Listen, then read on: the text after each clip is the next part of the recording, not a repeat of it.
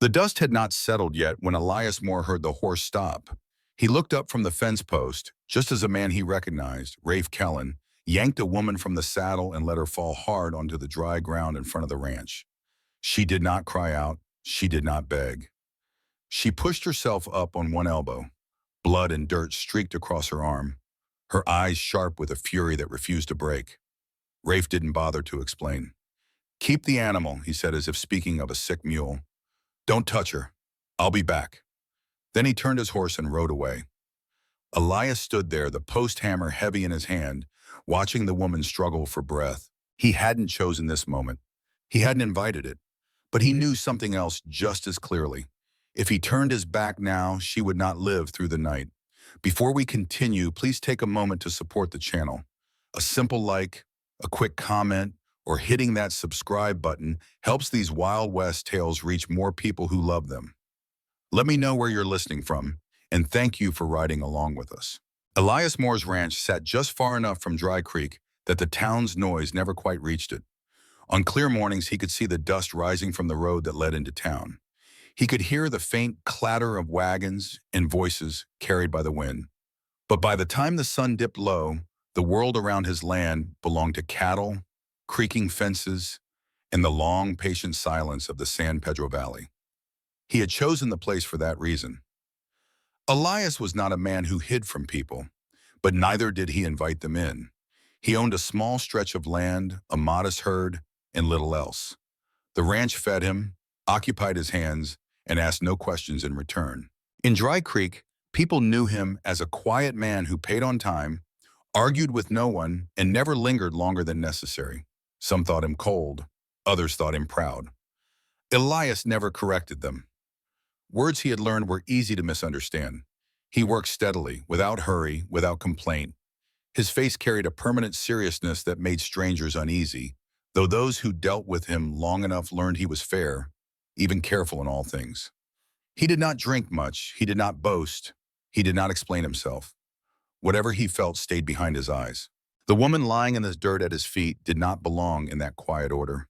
She was Apache. He knew that at once, not from her clothes alone, torn and dust-stained, but from the way she held herself, even while injured. Her body shook with exhaustion, yet her spine remained straight. Her jaw was set, not in fear, but in refusal. She looked at him as if measuring the distance between them, not seeking mercy, only preparing for what might come next. Elias crouched a few steps away, far enough not to crowd her. He took in the shallow rise of her chest, the dark smear of blood along her forearm, the way one hand trembled despite her effort to steady it. Whoever had dragged her here had not done so gently. Whoever she was, she had fought. He set his hammer down slowly. "You don't belong here," he said at last. His voice was low, even, unused to speaking more than necessary. Her eyes flicked to him, sharp and assessing. She did not answer. That strangely needs something in him. He had not expected words. People said too much when they were afraid. Silence often meant something else. Strength or pride or pain held tightly in check. The sun slid lower, stretching shadows across the yard. Elias knew how quickly the desert cooled once the light faded. How unforgiving the night could be to a body already worn thin. He also knew what trouble came with letting a wounded Apache woman remain on his land. For a long moment he weighed the risks he understood against the one he did not. Then he stood and nodded once, more to himself than to her. "You can stay," he said, "until you're strong enough to leave." He did not say why. He did not need to. Elias did not touch her until he had to. He fetched water first, moving with the same deliberate calm he used when handling a skittish horse. He set the tin cup on the ground within her reach and stepped back. She watched every movement, eyes following his hands, his boots, the way he kept his body angled so he was never directly over her. When she reached for the coin, her fingers shook. The smallest thing, hardly noticeable, tightened in his chest. "Drink slow," he said. Not a command, just information. She ignored the advice and drank anyway, then stopped, breath hitching as the pain caught up to her. She did not look at him for help. She did not ask. She simply waited for the moment to pass. Elias turned toward his house. "You can walk." Her answer came after a beat. I can stand. That would have to be enough. Inside the cabin, the air smelled of wood, leather, and old smoke. The place was plain, one table, one chair, a narrow bed against the wall. Nothing that suggested company, nothing that suggested welcome. He cleared the table with a sweep of his arm and laid out what he had. Clean cloth, a small bottle of alcohol, a knife he had already wiped down. She tensed when she saw the blade. "It's for the cloth," he said and set it down. She studied his face, searching for something he did not offer. Whatever she found there made her look away. The wound along her forearm was worse than it first appeared. Deep scrapes, bruising, dried blood crusted into the skin. Elias worked carefully, his hands steady, his touch brief and purposeful. He did not apologize when she flinched.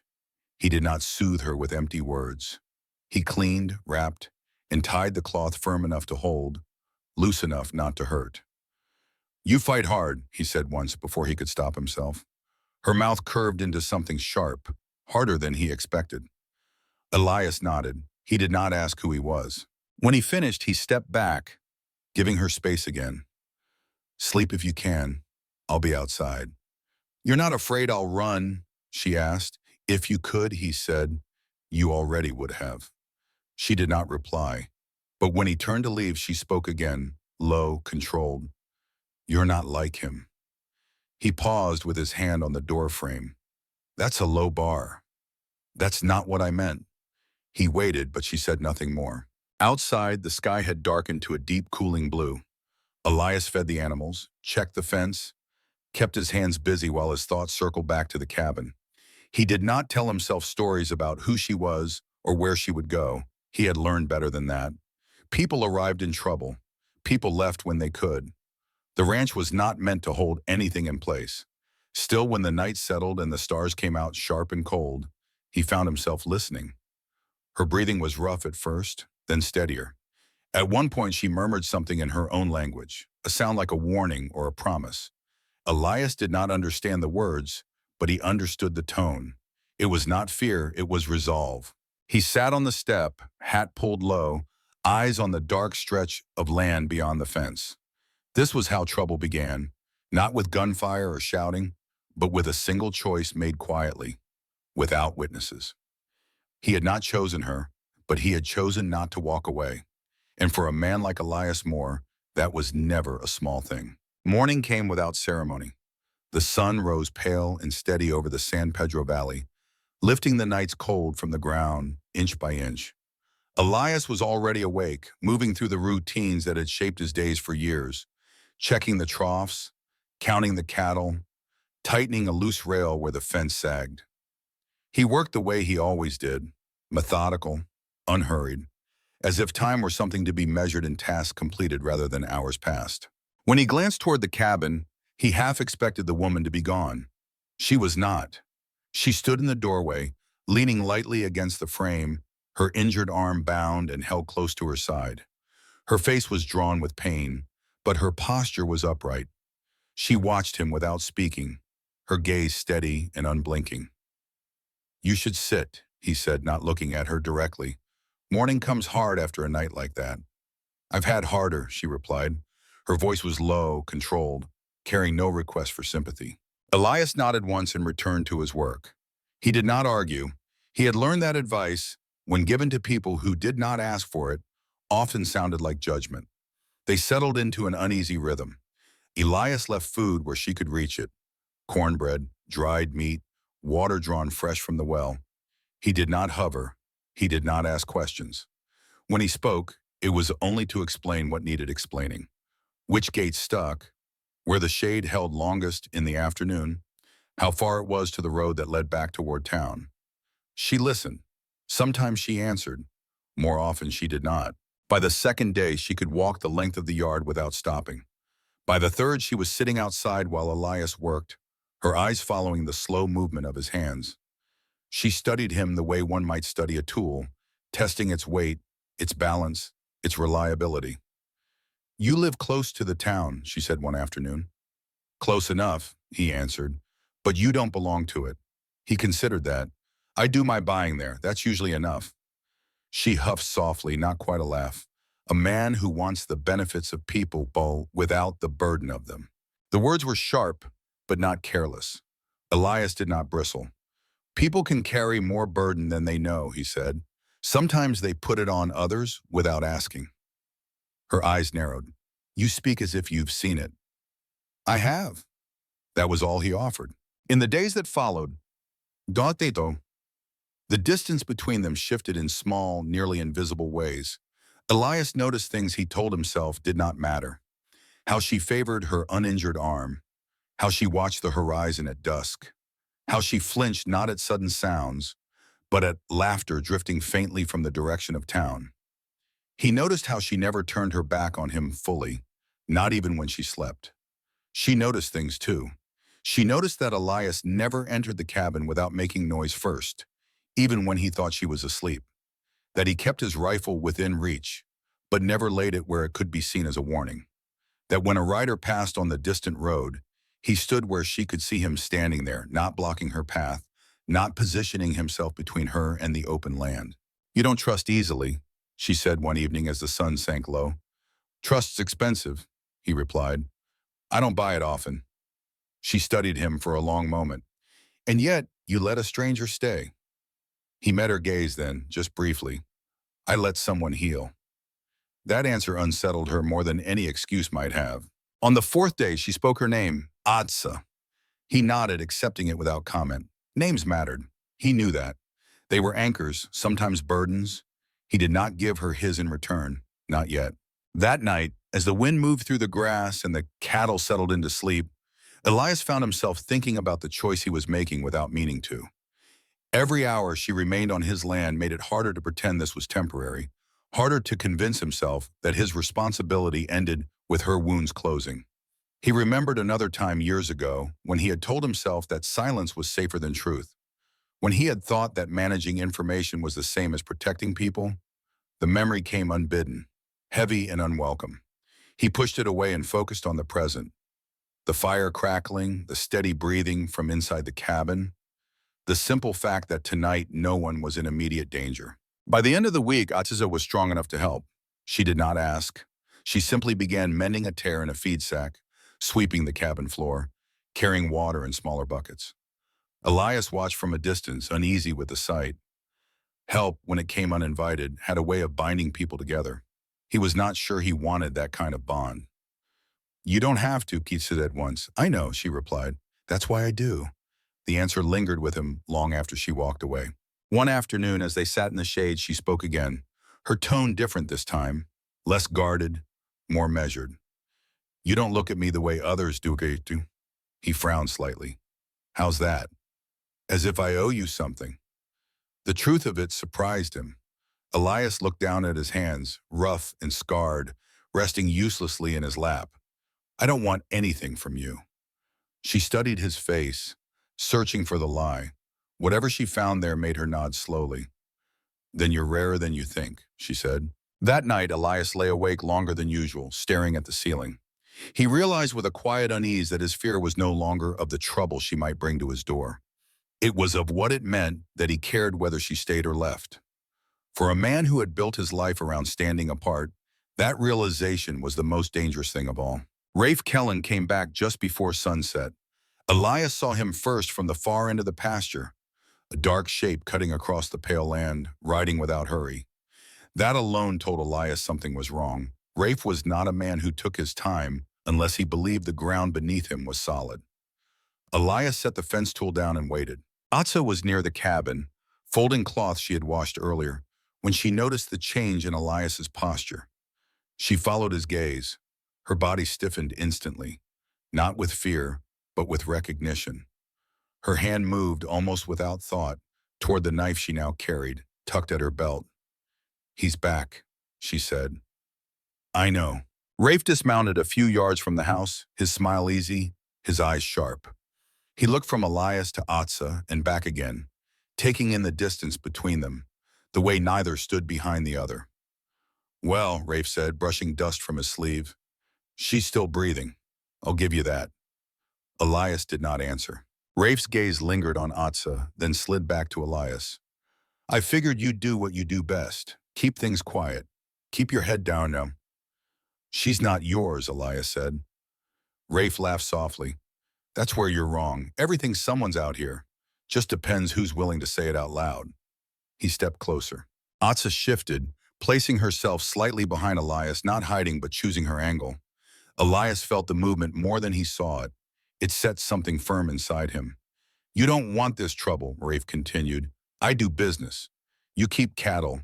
We don't need to mix the two. You dragged her here, Elias said. You made it my business.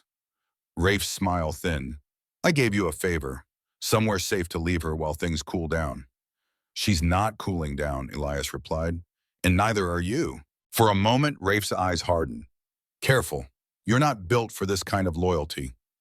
Elias finally turned fully toward him. This isn't loyalty. Oh, Rafe tilted his head. Then what is it? Elias did not answer right away. He thought of the quiet days, the careful distance, the way he had told himself again and again that she would leave as soon as she could. He thought of the one thing he had learned too late years ago. It's a line, he said at last, and you crossed it. Rafe's hand dropped to his gun before he could speak again. Elias stepped forward and placed himself squarely between Rafe and Atsa. The movement was unremarkable, almost casual, but it changed everything. Atsa inhaled sharply. She had not asked him to do this. She had not expected it.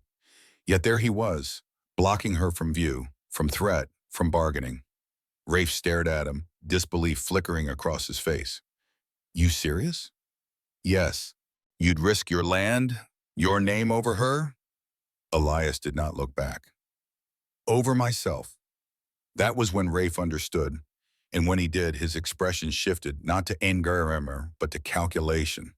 All right, he said slowly, raising his hands. No need to turn this into something ugly. He took a step back, then another. I'll leave, he continued, for now, but you're keeping something that doesn't belong to you. Sooner or later, that always costs. Elias did not move. He did not threaten. He simply stood. Rafe mounted his horse, eyes never leaving the ranch. Enjoy the quiet while it lasts. He rode off, disappearing into the lengthening shadows. For a long moment, neither Elias nor Atsa spoke. You didn't have to do that, she said finally. I know. Then why did you? Elias exhaled slowly. Because once, a long time ago, I stayed quiet when I shouldn't have. She studied him, really studied him this time. And what did it cost you? He met her eyes.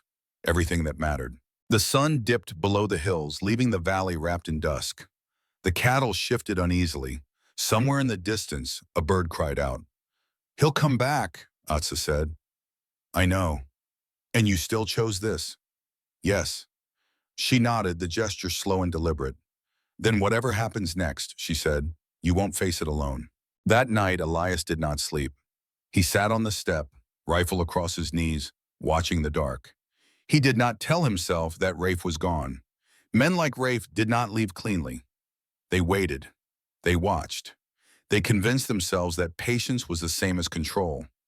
Elias felt no fear, only a strange, steady calm. He had made his choice. Whatever came with it would have to come honestly. Rafe Kellen did not ride far. He circled wide, keeping to the low ground where the mesquite grew thick and the land dipped just enough to hide a man and his horse from the ranch yard. He told himself he was patient, that waiting was part of the work. Trouble, after all, always ripened in its own time. He tethered the horse and settled in beneath a stand of scrub. The rifle lay across his knees. From where he crouched, he could see the faint outline of Elias Moore's cabin against the dark. A single lantern burned low inside, then went out. Rafe smiled to himself. Men like Elias always thought they could draw a line and have the world respect it. Rafe had learned long ago that lines were only suggestions. What mattered was who stepped over them first. He meant to wait until the ranch slept, meant to move quietly, meant to finish things clean instead. The night stretched on. The desert cooled faster than he expected. The ground leached warmth from his bones. At some point, the steady silence pressed in around him, heavy and dull. He shifted his weight, told himself he would rest his eyes for a moment, just a moment. Sleep took him anyway. At the ranch, Elias remained awake. He had moved the cattle closer to the corral, checked the fence twice, and left the rifle where he could reach it without looking. Inside the cabin, Atsa sat near the wall, her knife within reach, but her hands resting loosely in her lap. They did not speak much. Words tonight would only circle the truth they already shared. "You should sleep," she said once. "So should you," he replied. She nodded, neither moved. Time passed in pieces, broken by the soft lowing of cattle, the whisper of wind through grass, the slow arc of stars overhead. Elias thought of the man he had been when silence felt safer than choice. He wondered if that man would recognize him now, just before dawn. The light began to change. It was subtle at first, a thinning of darkness, a softening at the edge of the sky. Elias noticed it the way he noticed weather, by instinct more than sight. He stood and stepped outside, breathing in the cool air. That was when he heard voices, not close, not threatening, measured. Atsa was beside him in an instant, eyes narrowed, listening. The voices came again, low, deliberate, carried on the wind. "They're mine," she said quietly. "My people." Relief passed through Elias, not sharp, not triumphant, just steady. He nodded and stayed where he was, hands visible, posture open. From the low ridge to the east, 3 figures emerged, moving with the confidence of men who knew the land intimately. They carried themselves with purpose, not haste. One of them raised a hand in greeting when he saw Atsa. She stepped forward. "Chaitan," she said, and the tension in her voice finally eased. Her brother approached, his gaze flicking briefly to Elias before returning to her. He looked her over carefully, taking in the bandaged arm, the steady stance. "You're alive," he said. "I am." Behind them, the 4th figure approached more slowly, older, broader, with a presence that did not need to announce itself. Hokona, the leader, Atsa's father. He inclined his head toward Elias. "You gave her shelter." Elias answered simply, "She needed it." Hokona studied him for a long moment, then nodded once. It was not gratitude, it was acknowledgement.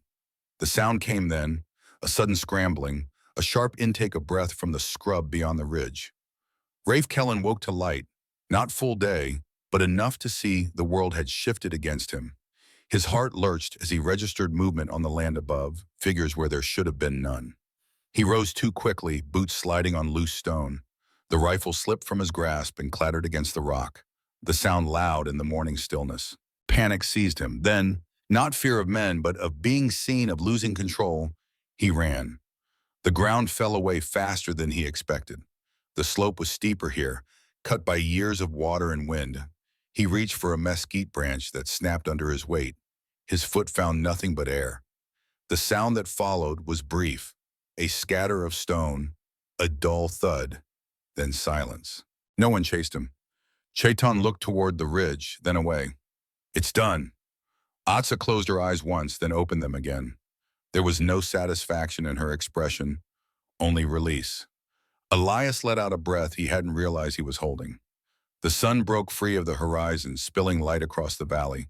It touched the ranch, the cattle, the figures standing together in the cool morning air. Hokona spoke again. "This land remembers choices." Elias met his gaze. "So do I." The older man nodded as if that answer had been expected all along. Behind them the day began, quiet, unremarkable, and entirely changed. The morning did not hurry them. After the first lights settled over the San Pedro Valley, the world seemed to pause as if it were waiting to see what would be done with the quiet that followed. The cattle stirred, birds moved through the low brush. Nothing demanded an answer right away. Atsa stood with Chaitan and Hokona near the edge of the yard. There were no raised voices, no urgent gestures. Whatever needed to be said between them was spoken softly in a language Elias did not understand. He did not try to. He stood back, hands loose at his sides, giving space where it was due. When they finished, Chaitan turned to him. "She can come home," he said simply. "Our people are safe for now. My place is with them." Elias nodded. He had expected no less. The truth of it did not sting the way he thought it might. Hokona stepped forward.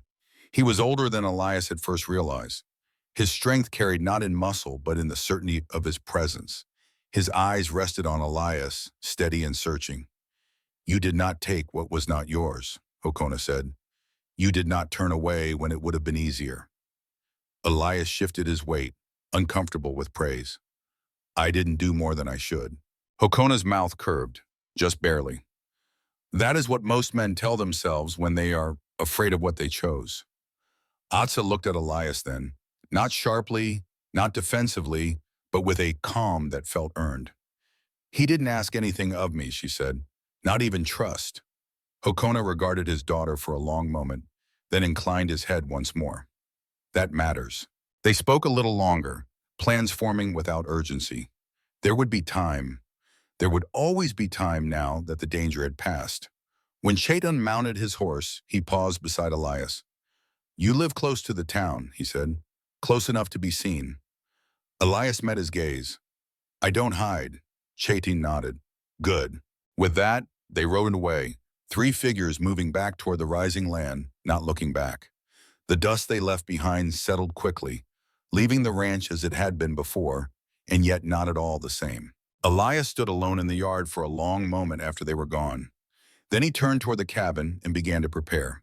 He filled a saddlebag with food, folded a blanket, set aside a canteen. He worked with the same careful attention he gave everything, but there was no hurry in his movements. He did not ask how long she would be gone. He did not ask if she would return. Those questions he knew would weigh on any answer she gave. Atsa watched from the doorway. You're readying me to leave? Yes. Without knowing when I'll go? Yes. She stepped down into the yard. And if I don't? Elias stopped. He turned to face her, and for once he did not look away. Then you don't, he said. Either way, it has to be yours. Something in her expression shifted, then not softened exactly, but steadied. She walked a slow circle of the yard, her gaze tracing the fence line, the corral, the land stretching beyond. This place had been a refuge, a risk, a crossing point. It had not claimed her. It had simply held. She came to a stop beside him. I won't disappear into someone else's protection, she said, not again. I wouldn't ask you to, and I won't stay if it means losing who I am. He nodded. I wouldn't want you to. They stood there, the space between them neither closing nor widening. Then Atsa spoke again, her voice quiet but sure. I'll go back with them, she said, for a time. My father needs to see me with his own eyes. My people need to know I stand among them. Elias felt the answer settle into him, solid, expected. Take what you need. She looked at the saddlebag he had prepared, then at him. And when I return, he did not pretend to misunderstand. This place won't be different. She studied his face, searching for promises he did not make, finding none. She smiled, small, genuine. That's why I can come back. They did not touch. There was no need. She left before noon, riding alone this time, her posture easy, her movement unburdened. Elias watched until she disappeared into the land, until there was nothing left but the line where earth met sky. The day stretched on. He repaired the fence she had noticed earlier, reset a post that had been leaning for years. He worked through the afternoon heat, through the long shadows, through the quiet that had once felt like a wall and now felt like room to breathe. Near sunset, a figure appeared on the road. Not Chaitan, not Hokona, Atsa.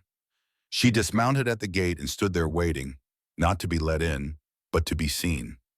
Elias set his tools down and walked towards her. You came back. I said I would, she replied, and I don't say things lightly. He opened the gate. She passed through it on her own. They did not speak for a while. There was nothing left to explain. As evening settled over the ranch, Elias returned to his work, and Atsa joined him, lifting boards, steadying wire, moving alongside him, as if this had always been the shape of things. No declarations, no claims, just two people choosing the same ground. When the last light faded and the first stars appeared, Elias realized something he had not allowed himself to name before. He was no longer standing apart, and this time it did not feel like a mistake. In the vast, unforgiving silence of the American West, Elias Moore teaches us one of life's most profound and quietly powerful lessons. Sometimes the bravest thing a person can do is not fight with fists or guns, but simply choose not to look away. When Rafe Kellen dropped an injured Apache woman at his feet and rode off with cold indifference, Elias could have done what most would: turn his back, claim it wasn't his problem, preserve the fragile peace of his solitary life. Instead, he crouched low, offered water from a distance, cleaned her wounds with steady hands, and stood between her and danger when the moment came. He didn't do it for reward, praise, or possession. He did it because years earlier, he had once stayed silent when silence cost someone everything that mattered. And that regret had carved itself permanently into his soul. This is the courage few speak of. The courage to care without claiming, to protect without controlling, to open your door when every instinct screams to bolt it shut. Elias reminds us that real strength is not loud or flashy. It is patient, restrained, and deeply human.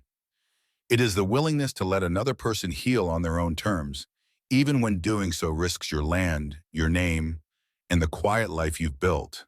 And sometimes in that act of quiet decency, two wounded hearts find a way to stand side by side, not out of obligation, but out of mutual respect and chosen belonging.